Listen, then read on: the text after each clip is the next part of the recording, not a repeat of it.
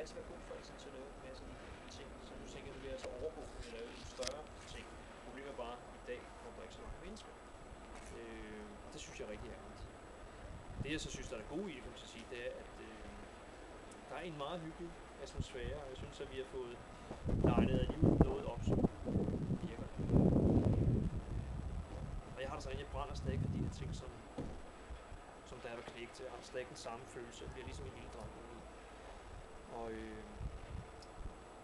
ja, så har jeg bare sådan, jeg har den der følelse i kroppen, at jeg lever mange gange i en rimelig seriøs verden, hvor det kræver ansvar og bevidsthed om at være til stede. Og så har der sådan nogle gange, så kan jeg godt lide det der, at man så falder tilbage i noget helt andet, som gør, at man ikke behøver at være ansvarlig, og man ikke behøver at være på den her ansvarsbevidste måde, som man er på et job. Her, der kan jeg lege. Det er min legeplads. Og der tænker jeg så bare et eller andet sted, at det kan da godt være, at man er kommet op i alder, men jeg er stadig Tony fra Stenbroen, og stadig knægten fanget i den voksne krop. Og så har det bare sådan, at jeg vil gerne dele det her, men det er det handler om. Du så lidt den anden konvention. Hvornår var den første? Det var i 83. Okay. Så det er jo 27 år siden.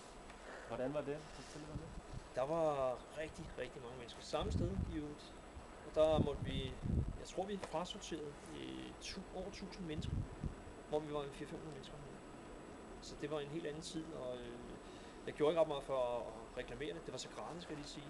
Og så var vi så heldige af, at jeg havde skrevet nogle artikler. Og så kom der en eller anden fra Ekstrabladet og spurgte, hvor jeg ikke lige havde lov til at skrive en artikel. Og så kom der så en halv side i Ekstrabladet, som var lige åbenbart det rigtige sted på det rigtige tidspunkt. Og det udmønter så at der kom rigtig mange mennesker. Det blev sindssygt sjovt og godt. Og det fede var så dengang, kan man så sige, det var, at det var en uskyldig tid, hvor at alle var sådan halvnaive med, de troede på det gode i altid. Og det synes jeg, det var rart. I dag der er det sådan lidt mere, jeg skal ikke tro, der er noget, og alle sådan lidt har nok i sig selv, synes jeg. Men derfor synes jeg alligevel, at det her, det skulle laves. Og så kan man sige, at det kan godt være, at der er brugt mange penge i det. Og jeg får ikke pengene ind, jo, det har jeg hurtigt mærket.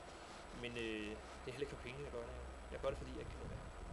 Og det er jo min livsfaktor med ting. Det er mit motto. Hvis ikke man kan lade være, så skal man. Det lever jeg virkelig efter. Og så synes jeg, det er jo radio, sådan en som Dalen skrev til mig og spurgte om det ene og det andet. Og sagde så, jeg synes, han skulle være med. Og jeg havde ikke regnet med, at han så kontaktede mig lige efter, jeg faktisk havde skrevet til ham. Jeg givet ham mit telefonnummer, og så ringede han lige efter næsten. Og så sagde han, fedt, at der er et menneske, som ikke tager sig selv så selvhøjtidligt, på trods af, at han har vundet den pris, han havde, og de der ting. Og det kan jeg godt lide. Jeg kan godt lide det der med, at man er nede på jorden. Jeg har det selv i hvert fald sådan, at jeg har haft min tid med ting. Og det er ikke så vigtigt. Det, der er vigtigt, det er, at jeg stadig elsker det, jeg laver, uanset om jeg er oppe eller nede. Nu har det sådan, at det laves. Det synes jeg er fedt. Så ja, hvad skal jeg sige? Tusind tak. Har du noget med, David, du vil spørge? Jeg kunne godt, altså Tony, han er virkelig god, med hans baggrund kunne være fedt at høre lidt om de tanker generelt om Bruce Lee. Altså hvad Bruce Lee han... Men så må vi gå ind. Ja, det kan godt. Fordi jeg kan simpelthen ikke rigtig få varme.